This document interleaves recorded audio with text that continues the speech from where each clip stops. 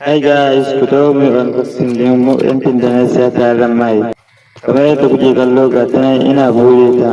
Gashi nan na ciro mic din kun gan shi sabo dal a leda. Gashi nan na dan gwada shi. Sannan yanzu zan fito da inda kamar dai yadda kuke gani. Gashi nan shi ma na fito shi sabo, wow masha Allah. Yanzu yana kunna mic din. Kun gani yana dan wurgi yana dan ganja. Bari ku ga yanzu zan kunna yankin. Shi ma na kunna shi, kun gani ina wuta, da yanzu ina gwadawa. Wow, gaskiya wannan yankin ya haɗu. Bari ku ga yanzu nan gwada muku shi, bari ku ji sound nashi. La ilaha illallah Muhammad ya Rasulallah. La ilaha illallah ya barhama walillah.